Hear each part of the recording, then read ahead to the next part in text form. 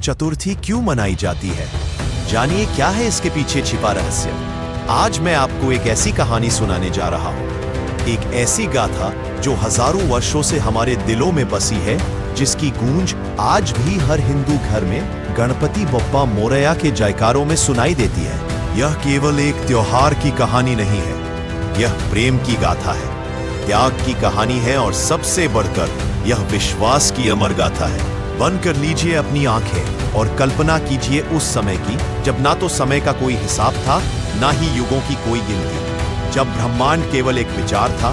परमपिता परमेश्वर के मन में उस काल की बात है जब कैलाश पर्वत की बर्फीली चोटियों पर, जहां हवाओं में अभी भी दिव्यता की खुशबू तैरती है, वहां बसते थे महादेव और उनकी अर्धांगिनी जगत जननी पार्वती। नमस्कार प्यारे दर्शकों, मैं नितिन एक बार फिर आपका हार्दिक स्वागत करता हूं आपके अपने चैनल भक्ति विद नितिन में। दोस्तों, आज हम एक नई कहानी और एक नया वीडियो लेकर आपकी सेवा में उपस्थित हुए हैं। आज की कथा अत्यंत ज्ञानवर्धक और प्रेरणादायक है। कथा शुरू करने से पहले आपसे एक विनम्र निवेदन है। शास्त्रों में कहा गया है कि अधूरी छोड़ी गई कथा दुख और पाप का कारण बनती है, इसलिए इसे अंत तक अवश्य सुनें। और अगर आप अपनी माँ से सच्चा प्रेम करते हैं तो इस वीडियो को लाइक करें, हमारे चैनल को सब्सक्राइब करें और कमेंट में मां लिखकर अपना समर्थन दें। तो आइए बिना किसी विलंब के आरंभ करते हैं आज की प्रेरणादायक कथा। कैसा था वह समय जब पार्वती माता अपने सुंदर केशों को संवारती थी और शिव जी अपनी समाधि में लीन रहते थे। प्रेम था उनके बीच, लेकिन वह प्रेम जो शब्दों से कहीं गहरा था। पार्वती जी को लगता था कि कहीं कोई कमी है, कुछ अधूरा सा है इस संसार में। वो अकेली बैठती और मन ही मन सोचती, मैं जगत की माता हूँ, फिर भी मेरा अपना कोई बालक क्यों ही है जो मुझे माँ कहकर पुकारे, जो मेरी गोद में सिर रखकर सो जाए। उनकी आंखों में आंसू आ जाते, वो आंसू जो हर उस स्त्री की आंखों में आते हैं जो मातृत्व की प्यास लिए जीती है। शिव जी को पता था अपनी प्रिया के मन की बात, लेकिन वह जानते थे कि समय अभी नहीं आया था।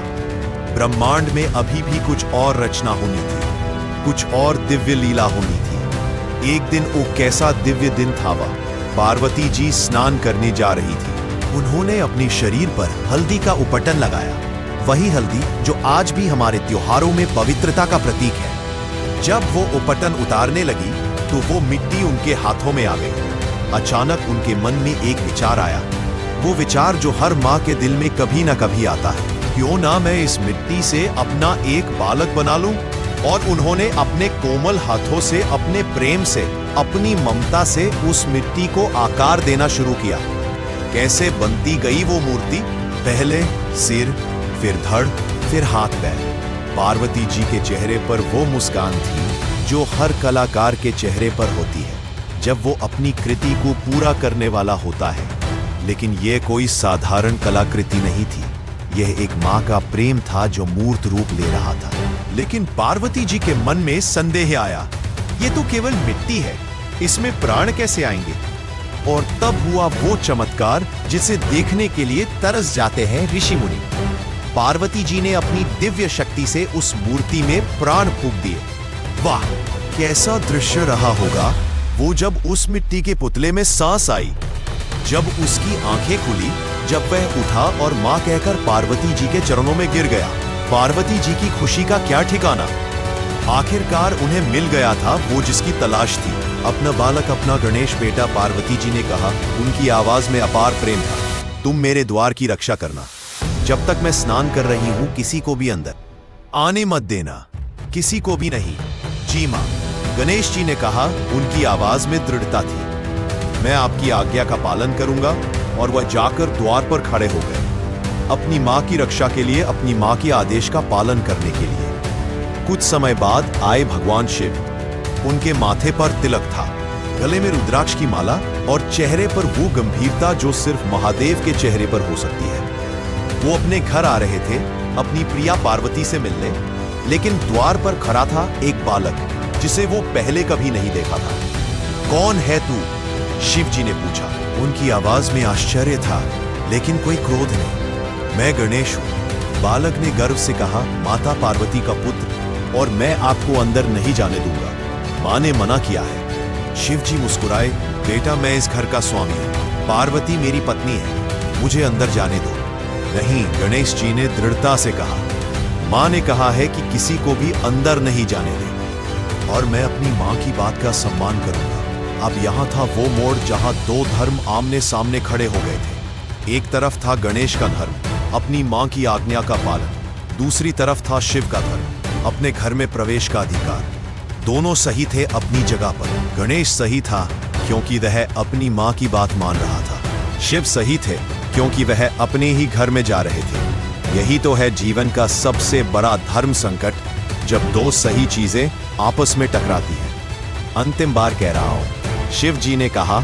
अब उनकी आवाज में गंभीरता आ गई थी। मुझे जाने दो, कभी नहीं। गणेश जी ने अपना गदा उठाया। जब तक मां नहीं कहती तब तक आप यहां से नहीं जा सकते। और फिर हुआ वह जो नहीं होना चाहिए। पिता और पुत्र के बीच युद्ध शुरू हो गया, लेकिन यह कोई साधारण युद्ध नहीं था। यह था धर्म और धर्म का युद्ध, कर्तव्य और कर्तव्य का संघर्ष। गणेश लड़े वीरता से। उन्होंने शिव जी के गणों को हराया, उन्होंने इंद्र को हराया, यहां तक कि ब्रह्मा जी को भी परास्त कर दिया। वह लड़ रहे थे अपनी मां के आदेश के लिए, अपने वचन के लिए, लेकिन सामने था स्वयं महाकाल महादेव। अंततः शिव जी ने अपना त्रिशूल निकाला। क्षमा करो पुत्र, वो बोले। उनकी आवाज में दर्द था। लेकिन तुम मुझे मजबूर कर रहे हो। और एक ही वार में, एक ही क्षण में गणेश जी का सिर कट गया। वो सिर जिसे पार्वती जी ने इतने प्रेम से बनाया था, वो सिर जिसमें एक मां का पूरा प्यार था, वो धरती पर लुढ़क गया। उसी समय पार्वती जी का स्नान पूरा हुआ। वो बाहर आए तो क्या देखा? अपना प्रिय पुत्र, अपना गणेश सिर कटी अवस्था में पड़ा था। उनके मुंह से एक चीख निकली, वो चीख जो आज भी कैलाश की गुफाओं में गूंजती है। हाय मेरे बेटे, वो रो पड़े। क्या किया है तुमने? ये मेरा पुत्र था, मेरा प्रिय गणेश। शिव जी स्तब्ध रह गए। तुम्हारा पुत्र? लेकिन ये कैसे हो सकता है? पार्वती, हमारा तो कोई पुत्र नहीं है था। पार्वती जी रोते हुए बोली था, मेरा बेटा, मैंने इसे अपने हाथों से बनाया था, अपने प्रेम से जलाया था, और तुमने इसे मार डाला। शिव जी के चेहरे पर जो भाव आए वो वर्णन से परे हैं। पहले आश्चर्य, फिर समझ, और अंत में गहरा पछतावा।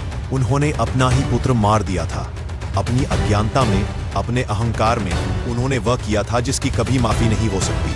पार्वती, वो बोले। उनकी आवाज कांप रही थी। मुझे माफ कर दो, मुझे नहीं पता था कि ये हमारा पुत्र है। मैं इसे वापस जला दूंगा। कैसे? पार्वती जी का दर्द फूट पड़ा। कैसे जलाओगे तुम मेरे बेटे को? उसका सिर तो कट गया है। मैं कोई ना कोई उपाय करूंगा। शिव जी ने कहा, मैं गरुड़ को भेजूंगा, वे जाकर किसी का सिर ले आएंगे। लेकिन कैसे सिर? पार्वती जी ने पूछा। ऐसी मां का सिर जो अपने बच्चे से मुंह फेर कर सोई हो, क्योंकि तब ही हम बिना पाप के किसी निर्दोष का सिर ले सकते हैं। गरुड़ जी उड़े। वो उड़े पूरे ब्रह्मांड में, वन से वन, पर्वत से पर्वत, नगर से नगर, लेकिन कहीं भी उन्हें ऐसी मां नहीं मिली जो अपने बच्चे से मुंह फेर कर सोई हो। हर मां अपने बच्चे की तरफ मुंह करके सोती थी, चाहे वो इंसान हो या पशु पक्षी। यही तो है मातृत्व की महानता। एक मां कभी अपने बच्चे से मुंह नहीं फेरती। उसकी आंखें हमेशा अपने बच्चे पर रहती है, चाहे वह जाग रही हो या सो रही हो। अंततः गरुड़ जी को एक हथेली दिखाई दी। प्रकृति का नियम है कि हाथी अपने बच्चे से मुंह फेर कर सोता है, क्योंकि उसके शरीर की बनावट ऐसी है। गरुड़ जी ने उस हाथी के बच्चे का सिर काटा और ले आए। यही मिला है। गरुड़ जी ने कहा, पूरे ब्रह्मांड में कोई मां अपने बच्चे से मुंह फेर कर नहीं सो रही थी।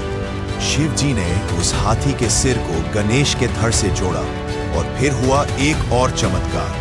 उन्होंने अपनी दिव्य शक्ति से गणेश जी में प्राण फूंक। गणेश जी की आंखें खुली, लेकिन अब उनका चेहरा अलग था। हाथी का मुंह, लेकिन आंखों में वही प्रेम, वही भक्ति। वो उठे और सबसे पहले अपनी मां के चरण छुए। मां, वो बोले, आपका गणेश वापस आ गया।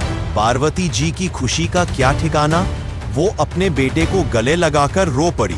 मेरे बेटे, तुम वापस आ गए, लेकिन तुम्हारा चेहरा। चिंता मत करो मां। गणेश जी मुस्कुराए। मैं वही हूं, आपका प्रिय गणेश। बस अब मैं और भी खूबसूरत हो गया हूं। हाथी की सूंड वाले को कोई क्यों ना चाहेगा। शिव जी आगे आए। वो अभी भी अपराध बोध से भरे थे। पुत्र, वो बोले मुझसे, गलती हुई है। मैं तुम्हें सभी देवताओं से पहले पूजा जाने का वरदान देता हूं। आज से तुम विघ्नहर्ता कहलाओगे। हर शुभ काम से पहले तुम्हारी पूजा होगी और मैं तुम्हें गणपति की उपाधि देता हूं। शिव जी ने आगे कहा, तुम मेरे सभी गणों के स्वामी होगे। पार्वती जी भी बोली, बेटा तुम एक दंत कहलाओगे, लंबोदर कहलाओगे, गजानन कहलाओगे और जो भी तुम्हारी सच्चे मन से पूजा करेगा उसकी सभी मनोकामनाएं पूरी होंगी। लेकिन ब्रह्मा जी ने कहा, जो अब तक मुखदर्शक बने खड़े थे, इस घटना को सिर्फ एक दुर्घटना न समझा जाए। इसमें एक गहरा संदेश है। भाद्रपद मास की शुक्ल चतुर्थी के दिन गणेश जी का यह नया जन्म हुआ है, इसलिए यह दिन गणेश चतुर्थी के नाम से मनाया जाएगा। और इस दिन सरस्वती जी ने कहा, जो भी व्यक्ति गणेश जी की पूजा करेगा उसके सभी विघ्न दूर होंगे, उसकी बुद्धि का विकास होगा और उसे सफलता मिलेगी। एक बार शिव जी और पार्वती जी नर्मदा के किनारे बैठे थे। खुशी का माहौल था, प्रेम की बातें हो रही थी। क्यों ना कुछ खेल खेले? पार्वती जी ने कहा, चौपड़ खेलते हैं। ठीक है, शिव जी मुस्कुराए। लेकिन हार जीत का फैसला कौन करेगा? शिव जी ने तिनकों से एक पुतला बनाया और उसमें प्राण फूंके। बेटा, उन्होंने कहा, तुम हमारे खेल में निष्पक्ष निर्णायक बनना। खेल शुरू हुआ। 3 बार खेला गया चौपड़। तीनों बार पार्वती जीती। यह एक संयोग था। लेकिन जब बालक से पूछा गया तो उसने डर के मारे शिव जी को विजेता बताया। क्या? पार्वती जी का गुस्सा 7वें आसमान पर पहुंच गया। तुमने झूठ कहा, मैं तीनों बार जीती हूं। क्रोध में उन्होंने बालक को श्राप दे दिया, तू लंगड़ा हो जा। कीचड़ में पड़ा रहा। बालक रोने लगा, माता मुझसे गलती हुई है, कृपया माफ कर दीजिए। पार्वती जी का दिल पिघल गया। बेटा, वो बोली, मेरे श्राप से बचने का एक ही उपाय है, गणेश व्रत करो। 30 दिन तक लगातार गणेश जी की पूजा करो, उससे तुम्हारा कल्याण होगा। बालक ने वैसा ही किया। 21 दिन तक कठोर व्रत किया, गणेश जी की पूजा की। गणेश जी प्रसन्न हुए और उसे वरदान दिया कि वह अपने पैरों से चलकर कैलाश पहुंच सके। जब बालक कैलाश पहुंचा और अपनी कहानी सुनाई तो शिव जी को अपनी गलती का एहसास हुआ। उन्होंने भी 21 दिन तक गणेश व्रत किया। से पार्वती जी का गुस्सा शांत हुआ। पार्वती जी को भी अपने पुत्र कार्तिकेय से मिलने की इच्छा हुई। उन्होंने भी 21 दिन व्रत किया। व्रत के अंत में कार्तिकेय वापस आ गए। इस तरह गणेश चतुर्थी का व्रत बना, वो व्रत जो हर मनोकामना पूरी करता है। अब आते हैं उन रहस्यों पर जो गणेश चतुर्थी के साथ जुड़े हैं। पहला रहस्य है, गणेश जी का हाथी मुंह क्यों? हाथी बुद्धि का प्रतीक है। उसकी याददाश्त बहुत तेज होती है, वह कभी अपने मित्रों को नहीं भूलता। गणेश जी का हाथी मुंह इसीलिए है कि वह हमारी हर प्रार्थना याद रखते हैं, हमारे हर दोख को समझते हैं। दूसरा रहस्य है, गणेश जी का पेट इतना बड़ा क्यों? क्योंकि उनमें पूरे ब्रह्मांड को समाने की क्षमता है। वह हमारे सभी दुख, सभी परेशानियां अपने पेट में समा लेते हैं। तीसरा रहस्य है, गणेश जी का एक ही दांत क्यों? क्योंकि सत्य एक ही होता है, झूठ अनेक हो सकते हैं, लेकिन सच हमेशा एक ही होता है। गणेश चतुर्थी का व्रत करना चाहते हैं तो सुनिए इसकी सही विधि। सुबह जल्दी उठकर स्नान करें, साफ कपड़े पहने, घर को साफ करें, गणेश जी की मूर्ति स्थापित करें। अगर मूर्ति नहीं है तो चिंता ना करें, एक छोटा सा दिया जलाएं और मन में गणेश जी का ध्यान करें। उन्हें दूर्वा अर्पित करें। दूर्वा क्यों? क्योंकि यह घास कभी नहीं मरती, हमेशा हरी रहती है। यह अमरता का प्रतीक है। मोदक या लड्डू का भोग लगाएं। गणेश जी को मिठाइयां बहुत प्रिय है, लेकिन अगर मिठाई नहीं है तो कोई बात नहीं, जो भी आपके घर में है प्रेम से अर्पित करें। एक बार की बात है, शिव पार्वती ने अपने दोनों पुत्रों कार्तिकेय और गणेश के लिए एक प्रतियोगिता रखी। जो भी पहले पूरी पृथ्वी की परिक्रमा करके आएगा उसे एक विशेष फल मिलेगा। कार्तिकेय तुरंत अपने मयूर पर बैठकर उड़ गए। वह तेज थे, फुर्तीले थे, पूरी पृथ्वी की परिक्रमा करने निकले। गणेश जी सोच में पड़ गए। उनका वाहन था चूहा। चूहे से कैसे इतनी जल्दी पृथ्वी की परिक्रमा हो सकती है? अचानक उनके मन में एक विचार आया। वो अपने माता पिता के पास गए और उनकी परिक्रमा करने लगे। यह क्या कर रहे हो? शिव जी ने पूछा। मैं पृथ्वी की परिक्रमा कर रहा हूँ। गणेश जी मुस्कुराए, आप दोनों ही तो मेरे लिए संपूर्ण संसार है। आपकी परिक्रमा ही पूरे ब्रह्मांड की परिक्रमा है। शिव पार्वती प्रसन्न हो गए। गणेश जी की बुद्धिमत्ता देखकर वे गदगद हो गए। जब कार्तिकेय वापस लौटे तो देखा कि गणेश जी पहले से ही विजय घोषित हो चुके थे। एक बार महर्षि व्यास ने गणेश जी से महाभारत लिखने को कहा, लेकिन शर्त यह है, व्यास जी ने कहा कि मैं जो भी बोलूं आप बिना रुके लिखते रहें। ठीक है? गणेश जी ने कहा, लेकिन मेरी भी एक शर्त है, आप बिना रुके बोलते रहें। लेखन शुरू हुआ। गणेश जी तेजी से लिख रहे थे। अचानक उनकी कलम टूट गई। अब क्या करें? व्यास जी रुकने का नाम नहीं ले रहे थे। गणेश जी ने तुरंत अपना एक दांत तोड़ा और उसे कलम बनाकर लिखना शुरू कर दिया। इस तरह वो एक दंत कहलाए। यह कहानी सिखाती है कि ज्ञान के लिए, शिक्षा के लिए हमें कितना भी त्याग करना पड़े, करना चाहिए। गणेश चतुर्थी के दिन चांद को नहीं देखना चाहिए। क्यों? एक कहानी है इसके पीछे भी। एक बार गणेश जी अपने वाहन चूहे पर सवार होकर जा रहे थे। रास्ते में चूहे को सांप दिखाई दिया। डरकर चूहा अचानक रुक गया। गणेश जी गिर गए और उनका पेट फट गया। उन्होंने अपने पेट को बांधा और उस सांप को अपनी कमर में लपेट लिया। यह देखकर चांद हंसने लगा। गणेश जी को गुस्सा आया। उन्होंने चांद को श्राप दिया कि जो भी व्यक्ति गणेश चतुर्थी के दिन चांद को देखेगा, इस पर झूठा आरोप लगेगा। इसलिए गणेश चतुर्थी के दिन चांद को ना देखें। अगर गलती से देख ले तो श्यामंत तक मणि की कथा सुने या पढ़े। गणेश जी के 108 नाम हैं। हर नाम में एक गुण छुपा हुआ है। विनायक विशेष नेता, गणपति गणों के स्वामी, विघ्नहर्ता विघ्नों को हरने वाले, एक दंत एक दांत वाले, लंबोदर बड़े पेट वाले, गजानन हाथी के मुंह वाले, मूषक वाहन, चूहे की सवारी करने वाले। जब हम इन नामों का जाप करते हैं तो यह शक्तियां हमारे अंदर आती है। गणेश चतुर्थी केवल धार्मिक त्योहार नहीं है, यह सामाजिक एकता का भी त्योहार है। अमीर गरीब छोटे बड़े सभी जातियों के लोग एक साथ आकर इसे मनाते हैं। गणेश जी के सामने सभी बराबर हैं। वो नहीं देखते कि कौन अमीर है कौन गरीब, वो सिर्फ भक्ति देखते हैं, प्रेम देखते हैं। पंडालों में जब हजारों लोग एक साथ आरती करते हैं तो वह दृश्य अद्भुत होता है। उस समय लगता है जैसे पूरा समाज एक हो गया है। आज गणेश चतुर्थी सिर्फ भारत में नहीं बल्कि दुनिया भर में मनाई जाती है। अमेरिका, कनाडा, ऑस्ट्रेलिया, जहां भी भारतीय है वहां गणेश चतुर्थी का उत्सव होता है। विदेशों में रहने वाले भारतीय इस त्योहार के जरिए अपनी जड़ों से जुड़े रहते हैं, अपने बच्चों को भारतीय संस्कृति सिखाते हैं। गणेश जी इस तरह केवल भारत के नहीं बल्कि विश्व के देवता बन गए हैं। गणेश चतुर्थी की यह कहानी यही समाप्त होती है, लेकिन गणेश जी की कृपा कभी समाप्त नहीं होती। वह हमेशा हमारे साथ है, हमारे दिलों में बसे हैं। प्यारे भक्तों, हमें आशा है कि यह कथा आपके जीवन में सकारात्मक बदलाव लेकर आई होगी।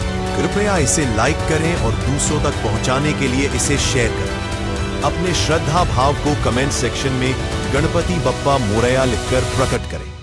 इस कथा को अंत तक देखने के लिए आपका दिल से धन्यवाद। गणपति बप्पा मोरया, मंगल मूर्ति मोरया, गणपति बप्पा मोरया।